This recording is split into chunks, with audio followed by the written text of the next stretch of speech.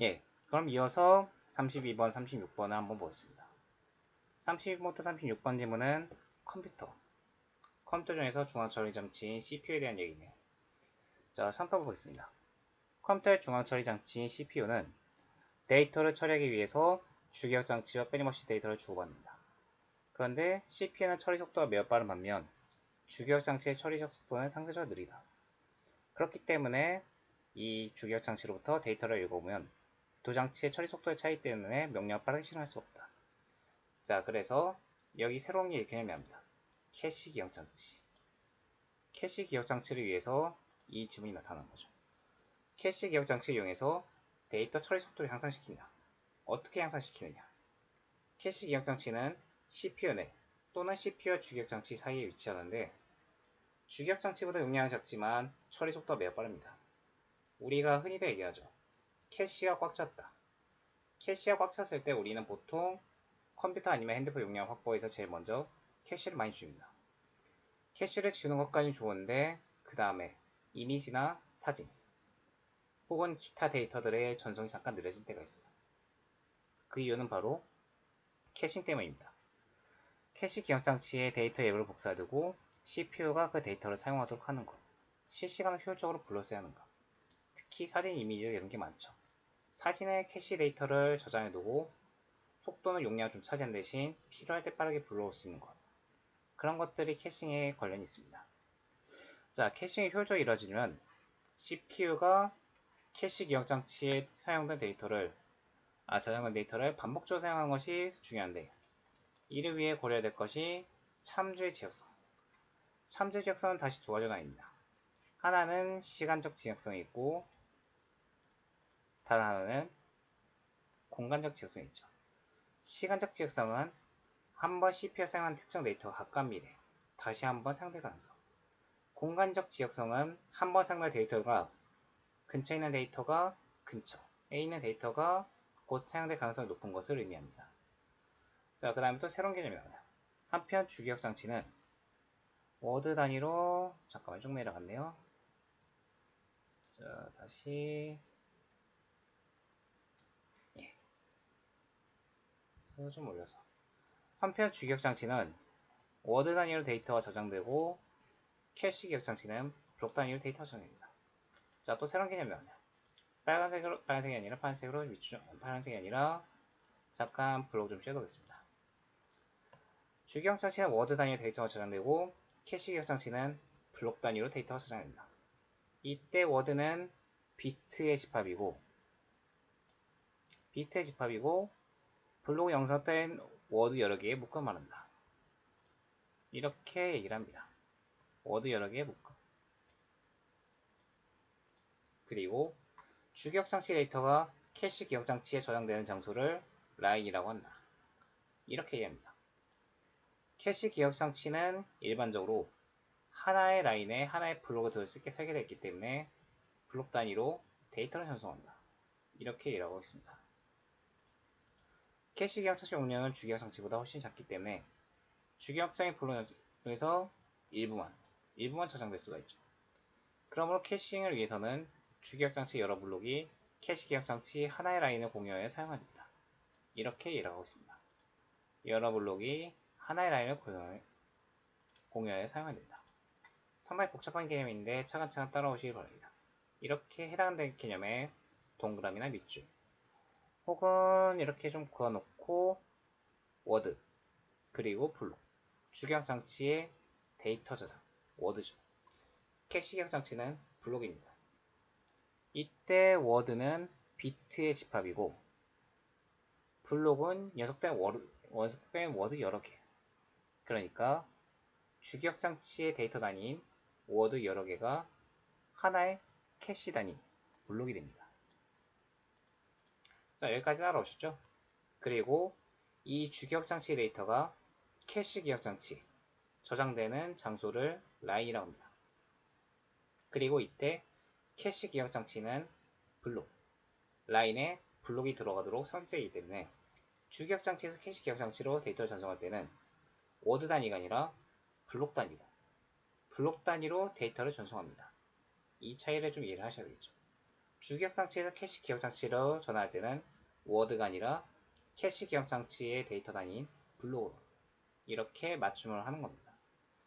그리고 이때 여러 블록이 캐시 기억장치 하나의 라인을 공유하여 사용이 된다. 이렇게 얘기를 하고 있죠. 자, 그 아래 보시면 이제 A. 이게 나중에 뭔지 해보겠네요. A를 한번 보겠습니다. 주기억장치 데이터 용량을 워드로 2의 n승계, 캐시 기억장치 데이터 용량을 워드 m기로 가정합니다. 이때 주기억장치 블록 1개가 k워드 이루어져 있다면 이런 곡이 성립합니다. 이 주기억장치의 총 블록 개수는 k의 2의 n승, 각 워드는 n비트의 주소로 지정된다. 그리고 캐시 기억장치의 각 라인은 k개의 워드 이루어지므로 캐시 기억장치는 총 k분의 m의 라인이 만들어진다. 복잡하죠? 좀 이따가 이거는 실제 사례로 나올 겁니다. 실제 사례에서 한번 하나씩 대입을 해보겠습니다. 자, 그 다음에 캐싱이 이루어질 때 CPU가 요청한 데이터가 캐시 기억장치에 있는지 여부를 확인하고 해당 데이터를 불러오기 위해서 주기억장치의 데이터 주소가 사용된다. 이 주소는 세 가지, 태그 필드, 라인 필드, 워드 필드로 구성되어 있습니다. 자, 태그 필드, 라인 필드, 워드 필드 세 가지로 구성되어 있는데 이것도 뒤에서 문제로 나오겠죠. 태그 필드는 캐시 기억장치의 특정 라인에 주기억장치에 어떤 블록이 저장되어 있는지를 구분해주는 역할을 합니다. 우리가 흔히들 얘기하죠. 어떤 자료 찾을 때 무슨 태그를 달아서 구분한다. 꼬리말 같은 거 보셨죠? 태그로 우리가 구분한다. 그 개념입니다. 자, 라인 필드는 이름 그대로 주기억장치에 블록이 들어갈 라인, 아까 얘기했던 라인을 지정해줍니다. 태그 필드 잠깐 밑줄 긋고요. 그리고 세 번째, 워드 필드, 주기억장치. 이번엔 주기억장치가 블록에 지정되어 있는 워드를 지정해주죠. 각각 이 기능을 합니다. 자, 그 다음에 이제 B가 나오네요. 주기억장치를 데이터를 캐시 기억장치에 직접 저장하는 방법으로 집적 매핑이 있습니다. 집적 매핑은 주기억장치 데이터를 블록 단위로 캐시 기억장치에 지정된 라인, 그래서 집적 매핑이죠. 지정 라인의 지정 방식이다. 자, 이때는 이렇게 이루어집니다. CPU가 태그 필드, 라인 필드, 워드 필드 이런 주소를 통해서 데이터를 요청하면 라인 필드를 통해서 해당 라인을 확인하고 그 해당 라인에 데이터가 저장되어 있으면 그 라인의 태그와 요청주의 태그를 비교한 경우 일치할 경우에는 캐시 히트라고 해서 주소의 워드 필드를 이용해서 라인의 워드에서 해당 데이터를 찾아 CPU로 보내줍니다. 근데 일치하지 않는 경우가 있습니다. 일치하지 않거나 해당 라인이 저장되지 않는 경우, B에서도 요청된 데이터를 찾지 못한 경우, 이때는 캐시 미스라고 해서 캐시 기억 장치에 저장됐다고 얘기를 합니다. 캐시 미스가 일어나면 요청 주소에 해당하는 블록을 주기억 장치에서 복사해요. 캐시 기억 장치에 지정된 라인에 저장하고 주소의 태그를 그 라인의 태그 필드에 기록하고 요청된 데이터를 CPU에 보내줍니다. 만약에 그 라인에 여기 CPU에 해당하는 블록이 아니라 다른 블록이 저장되어 있다면 그 블록은 지워지고 새롭게 가져온 블록이 데이터를 대체합니다. 이렇게 일하는 거죠. 자, 보시면 집적 매핑. 집적 매핑은 CPU가 요청되는 데이터가 캐시 기억 장치에 있는지 확인할 때 해당 라인만 검색하면 되기 때문에 검색 속도가 빨라요. 그리고 단순하기 때문에 시스템 구성 비용이 저렴합니다. 하지만 같은 라인에 저장되어 있는 서른 다른 블록, CPU가 방어를 요청하는 경우에는 계속 캐시 미스가 발생해서 시스템 효율이 떨어질 수 있다. 그래서 집적 매핑뿐 아니라 원전 연관 매핑, 집적 매핑과 연관 매핑을 혼합한 세트 연관 매핑 등을 활용하기도 한다. 이렇게 얘기를 하고 있습니다. 자, 상당히 복잡한 얘기인데 이렇게 쭉 보셨고 중요한 건 캐싱이나 워드 블록, 그리고 캐싱과 워드 블록이 이루어지는 공식 A, 그리고 B. B에서는 우리가 집적 매핑과 그리고 그 매핑이라는 캐시 히트와 캐시 미스. 마지막으로 집적 매핑의 장점과 구성, 그런 것들에 대해서, 그리고 단점, 이런 얘기들 쭉 알아봤죠. 자, 상당히 복잡한 얘기지만 우리가 문제랑 직접 보면서 하나씩 알아보겠습니다. 32번 먼저 볼게요. 윗글의 내용과 일치하는 것은 확인 문제야. 바로 보겠습니다. 1번. 캐시 기억 장치 하나의 라인은 하나의 워드만 저장될 수 있다. 아니죠. 아까도 얘기했듯이 여러 개의 워드, 여러 개의 블록. 그리고 블록과 관련해서 여러 개의 워드랑 그 얘기를 했습니다. 여러 개의 블록이 하나의 라인을 공유해서 해야 됩니다. 완전히 다른 얘기죠. 2번. 캐시 기억 장치의 주기억 장치보다 용량이 크고 처리 속도가 느리다. 아니죠. 보통은 캐시 기억 장치 운영은 주기억 장치보다 훨씬 작습니다. 중간에 나왔었죠. 그래서 2번도 틀립니다. 3번. 캐시 기억 장치에 저장된 데이터가 반복적으로 사용되어야 캐시 효율성이 높아진다. 맞는 얘기죠. 캐시 기억 장치에 저장된 데이터가 계속해서 요청될 경우에 우리가 캐시에서 확인하고 CPU 그리고 주기억 장치에서 이 반복하는 경우에 시스템의 효율성이 높아진다. 맞는 얘기입니다. 그래서 3번이 정답이고 4번. 시간적 지역성은 한 번 사용된 데이터의 근처에 있는 데이터가 곧 사용될 가능성이 높은 것을 의미한다. 이거는 공간적 지역성이죠. 완전히 틀린 얘기입니다. 마지막 5번. 캐싱은 캐시 기억 장치의 데이터 중 자주 사용된 데이터의 일부를 주기억 장치에 복사하여 사용되는 것을 말한다. 이것도 다른 얘기죠. 자, 캐싱을 위해서 아까 봤으면 우리가 위에 나왔을 때 주기억 장치 데이터 중 자주 사용되는 데이터 일부를 복사해두고 CPU가 캐시 기억 장치에 저장된 이 데이터를 사용하도록 하는 것. 그것이 캐싱이라고 아까 얘기를 했습니다. 그래서 5번도 완전히 틀린 얘기죠. 그래서 3번이 답입니다. 자, 아래 보시면 A를 참고할 때 보기에 가, 달에 들어가는 바로 특징 모습. 주기억 장치 데이터 용량은 64개 워드이고 하나의 블록이 4개의 워드로 이루어집니다. 자, 보겠습니다. 64개는 2의 몇 승이죠? 맞습니다. 64개는 2의 6승이죠. 2의 6승입니다. 주기억 장치는 총 16개의 블록으로 구성됩니다.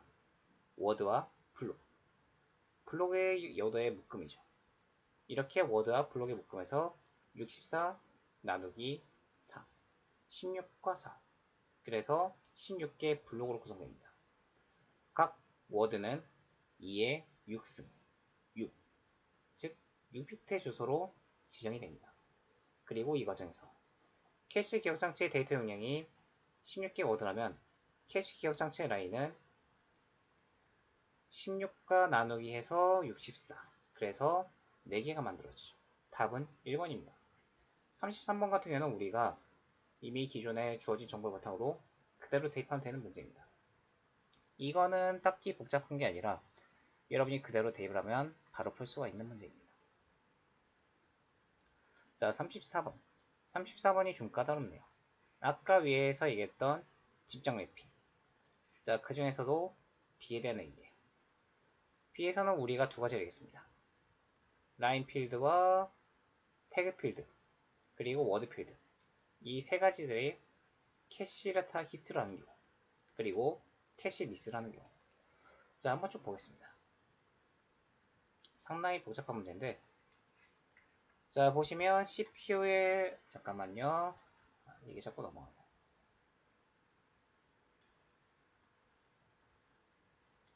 자, 보시면,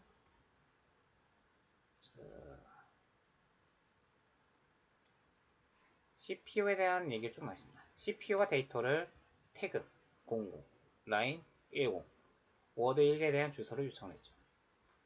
자, 보시면 첫 번째, 요청된 주소 10을 활용하여 제일 먼저 하는 것.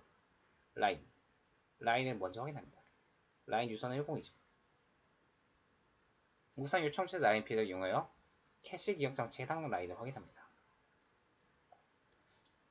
확인한 후에 태그 라인이 태그 필드가 그 라인 태그가 일치하는지 확인하게 되죠. 1번은 맞는 얘기입니다. 자, 2번. CPU가 요청한 데이터가 캐시 기억 장치에 저장되어 있으면 있지 않으면 캐시 미스가 일어났다. 자, 보겠습니다. CPU가 저장된 데이터가 캐시 기억 장치에 저장되어 있지 않으면 캐시 미스가 일어난다.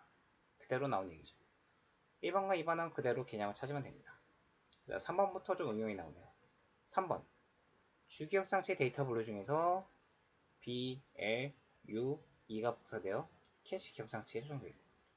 자, 왜 그럴까요? 한번 찾아보겠습니다. 캐시 기억 장치에 해당하는 주기억 장치의 라인 00, 10, 11이죠. 자, 00, 10, 12. 태그와 라인이 일치하는 건 BU, BU, BLUE 이 네 가지입니다. 이때 워드에 해당하는 것을 모두 라인에서 저장을 하죠. 그래서 BLUE가 복사되어 캐시 기억장치에 새롭게 저장됩니다.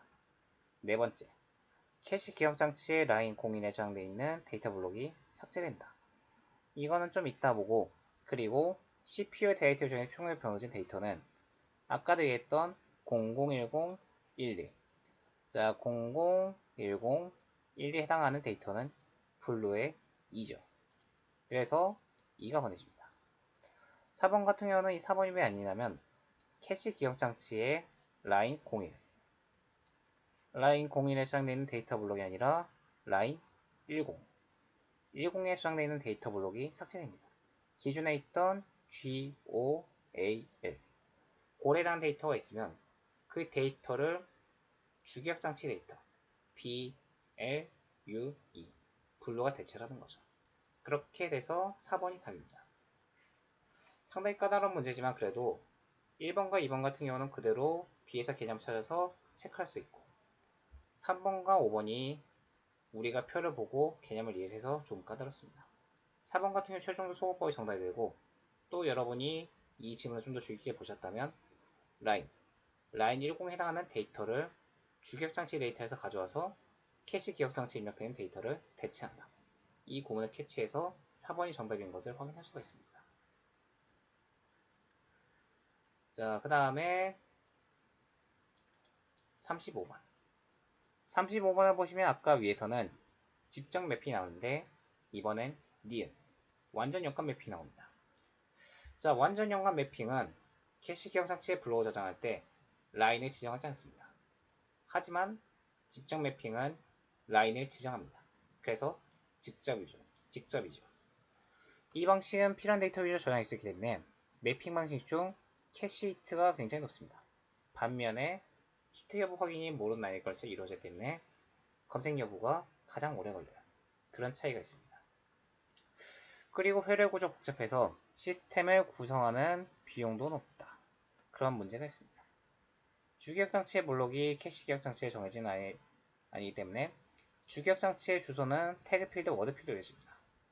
대신 블록이 교체될 경우 어떤 블록을 삭제할지 결정하는 블록 교체 알고리즘 별도 필요하다. 이런 얘기를 쭉 하고 있네요. 자, 상당히 복잡해 보이지만 어렵지 않습니다. 아까 처음 얘기했었죠. 집적 매핑은 기억이 집적 매핑입니다. 집적 매핑은 라인을 지정하여 블록을 저장하죠. 그래서 효율성은 높지만 반면에 캐시 미싱이 일어날 확률이 높다. 그런 얘기를 짚어냈습니다. 복잡한 얘기지만 그래서 답은 4번입니다. 1번과 2번, 3번, 5번은 여러분이 찾으면 되고 또 시간이 좀 많이 지났기 때문에 바로 36번 넘어갔습니다. 자, 36번은 문맥상리 사전을 이미 찾는 문제네요. A를 한번 보겠습니다. 위에서 우리가 봤던 A는 어디 있을까요? 잠시만요. 반복적으로 블록이 교체되므로 시스템의 효율이 떨어질 수 있다. 효율이 떨어지다. 자, 효율이 떨어지다는 얘기를 A로 썼네요. 효율이 떨어지다.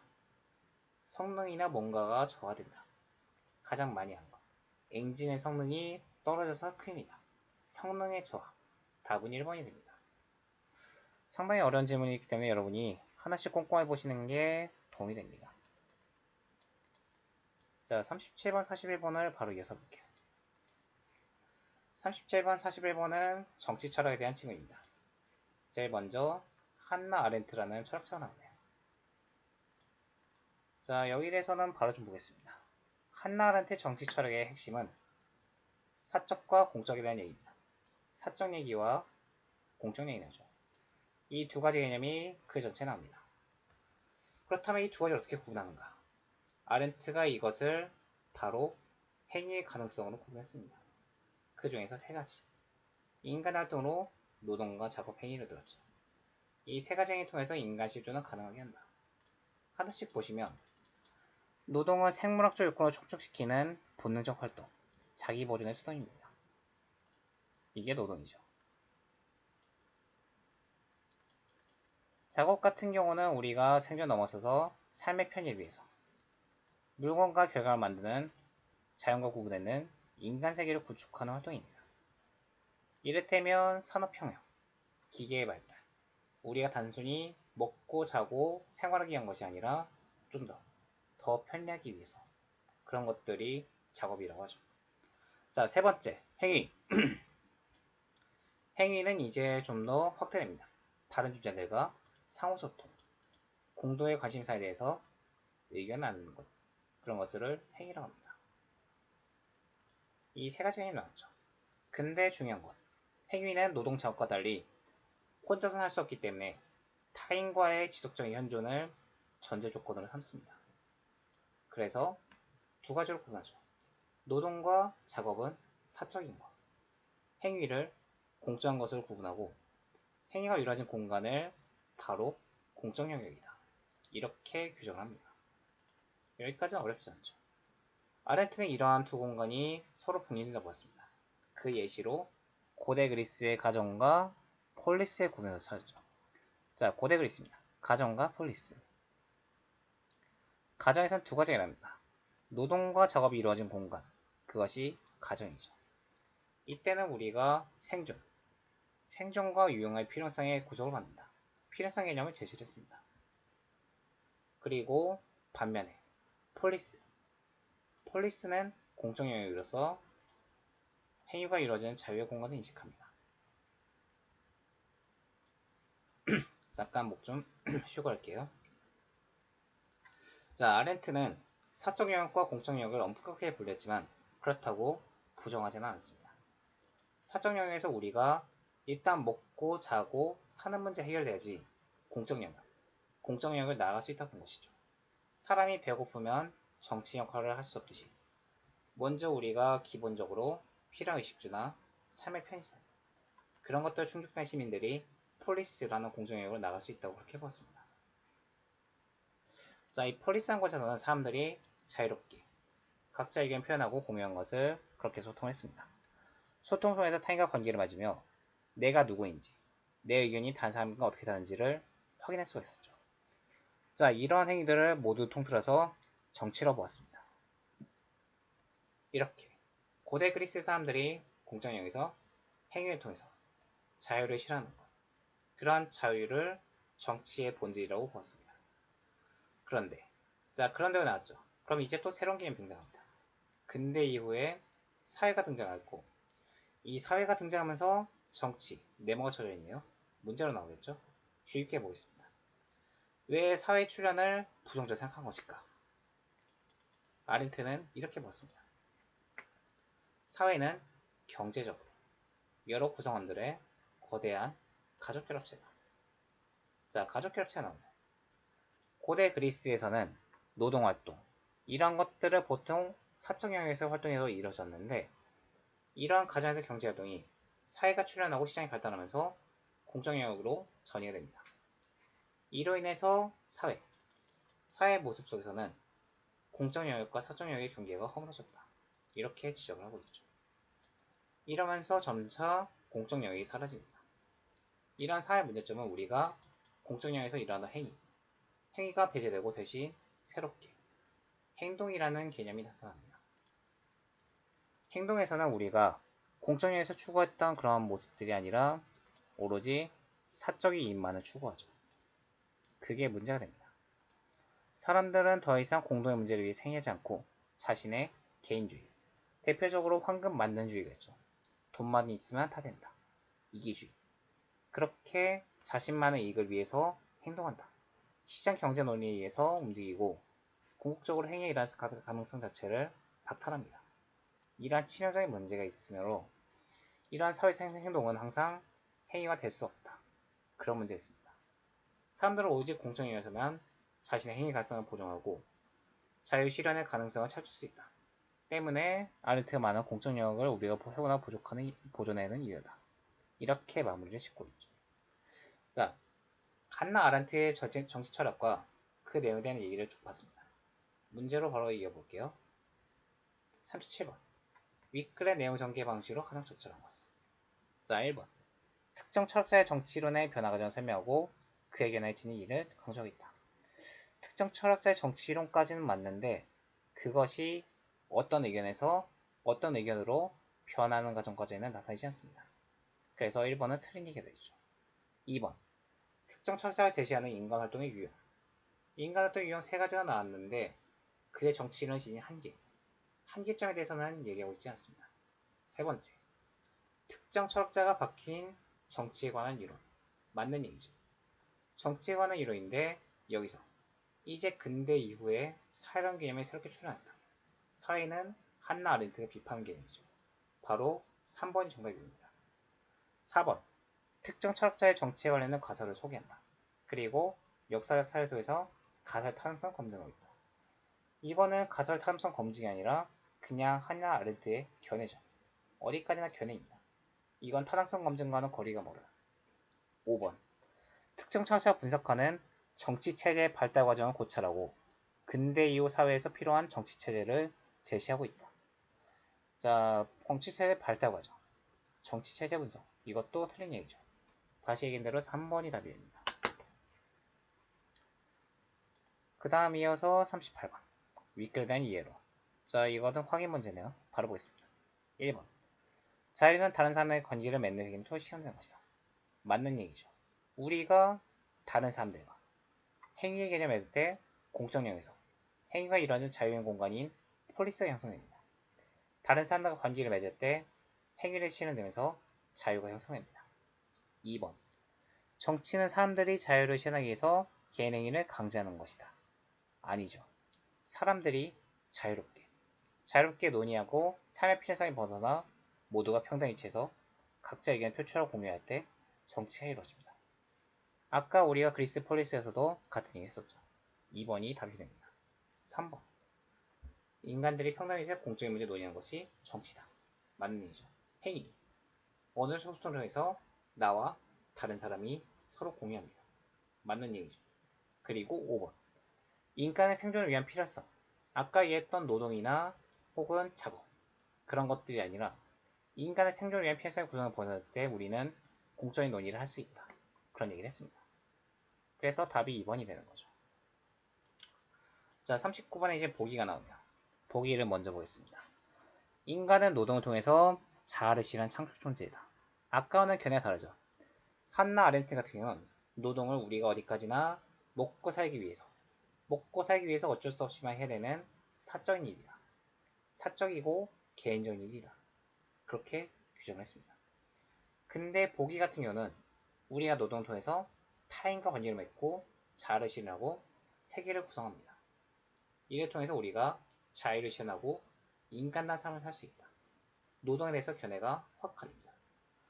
자, 그렇다면 노동이 주안점이 되겠네요. 바로 1번입니다.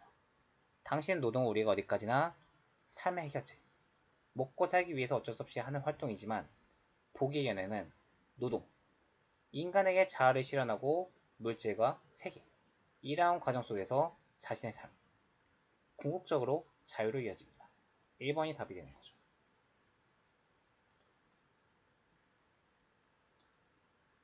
자, 40번과 41번이 있네요. 얼른 보겠습니다. 40번.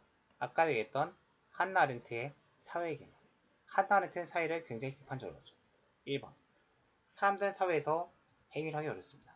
행위란 공적 개념이 어렵고 대신 사람들의 공공적인 사적 이익을 추구하는 행위. 추구하는 것. 즉, 행동이 새롭게 대두되었다고 했죠. 1번은 틀린 얘기입니다. 2번. 1번은 맞는 얘기죠. 죄송합니다. 사회에서 행위 대신 행동을 하기 시작했죠. 2번. 사람들은 사회에서 공동의 문제에 더 이상 관심을 가지지 않습니다. 맞습니다. 그래서 행동이라는 사적인 문제가 더 많이 나타난다. 3번. 사람들은 이제 경제활동, 사적인 활동을 사회에서, 공적인 활동에서 그 영역이 분개가 됩니다. 3번도 맞는 얘기죠. 자, 4번. 사람들은 시장경제가 발달한 사회일수록 정치가 실현될 수 있는 영역을 확장한다. 아니죠. 정치가 실현된 영역은 공적 영역입니다. 시장경제가 발달할수록 기존의 사적 영역, 노동이나 작업이 지배했던 영역을 영역이 점차 정치라는 공적 영역을 잠식해가죠. 영역을 확대하기가 어려워집니다. 5번. 사람들은 사회 지배하는 하나의 가치, 대표적으로 물질 만능주의 혹은 이기주의. 이러한 과정에서 자신들 이득을 위한 하나의 가치를 추구할 뿐이지 예전에 고대 그리스의 폴리스와 같은 다양한 정책 견해를 더 이상 가지지 못합니다. 그런 문제들이 있다고 얘기해서 답이 4번이 됩니다. 자, 이번엔 새로운 철학자의 관점이 나왔네요. 한나 아렌트와 공자, 플라톤, 세 사람이 나옵니다. 자, 공자는 먼저 볼게요. 공자는 이렇게 생각했습니다. 공자는 부자와 자식이 부모 사랑하는 것, 이 정치, 이것이 국가처럼 확대된 것, 즉 사적영역이죠. 공자 같은 경우는 공적영역과 사적영역은 구분될 수 없다. 가정이 곧 정치체계의 근본이다. 수신제가 평천치고 혹은 가정이 곧 나라다. 이런 말들 몇 번 나왔었죠. 공자는 그렇게 생각했습니다. 공적 영역과 사적 영역은 구분할 수 없으므로 근본 토대가 된다. 한나 아렌트 견해와는 확 다르죠. 반면 플라톤은 정치에 관련해서 사적 영역, 가정을 방해물로 보았습니다. 국가를 위해서 우리가 욕망을 절제해야 되는데 가정은 오히려 그 욕망을 보호하고 더 낫게 하는 것. 그래서 지향이 된다고 얘기를 했죠. 자, 세 사람 의견도 조금씩 다릅니다. 첫 번째, 공자는 공적 영역과 사적 영역을 서로 구분할 수 없고 오히려 사적 영역이 공적 영역을 형성하는 데 근본 토대가 된다. 이렇게 보았습니다. 두 번째, 사적 영역의 가정을 방해물로 보았다. 한나 아렌트는 사적 영역을 긍정적으로 생각한 것은 긍정적으로 다시 플라톤은 사적 영역을 이상형 국가를 만드는데 방해물로 보았다. 한나 아렌트 같은 경우는 사적 영역이 공적 영역과 도움이 된다. 도움이 된다는 것까지 인정을 했죠. 하지만 사적 영역과 공적 영역이 서로 침범하는 것은 있어서는 안 된다. 아까 사회에 대한 예시로 부정적 견해를 드러냈습니다. 반면 플라톤은 가정을 완전한 방해물로 본 것이죠. 서로 대척점을 인식하고 있습니다. 자, 그래서 1번 공자와 달리 한나 아렌트는 공적 영역과 사적 영역을 공간적으로 분립하여 인식하고 있습니다. 아까도 얘기했듯이 공적 영역, 폴리스, 사적 영역, 가정 이런 문제들 서로 분리해서 보고 있죠. 그래서 1번이 답입니다. 답이 일찍 나왔지만 2번, 3번, 4번, 5번도 한번 볼게요. 두 번째, 공자 한나 아렌트는 모두 사적 영역에서도 정치에 이루어진 거다. 아니죠. 공자는 그렇게 봤지만 한나 아렌트는 공적 영역에서만 정치에 이루어진다고 봤습니다. 세 번째, 한나 아렌트는 가족 구성을 관계해주면 정치를 인식하고 있다. 아니죠. 구분을 했습니다. 공적 영역은 어디까지나 공적 영역이다. 가정에서 일어나는 것이 가족 구성에 관계해줍니다. 네 번째, 플라톤과 달리 한나 아렌트는 공적인 것을 위해서 사적인 것을 지향한다고 얘기했다. 플라톤과 달리 한나 아렌트도 지향한다는 것은 아니고 한나 아렌트 같은 경우는 사적인 것이 공적인 것과 구분은 돼야 되지만 사적인 것에 일어나는 통해서 우리가 먹고 사는 삶의 문제에서 충실해지면 공적 영역에서 일할 수 있다. 일종의 필요한 단계로 보았습니다. 그리고 다섯 번째, 플라톤과 아렌트는 모두 사적인 것을 공유해만 공적 영역에서 정치가 가능하다고 보고 있다. 플라톤은 적어도 확실히 아니죠. 플라톤은 방해물로 보았습니다. 그래서 답이 1번이 됩니다. 내용이 상당히 기니까 여기까지 하겠습니다.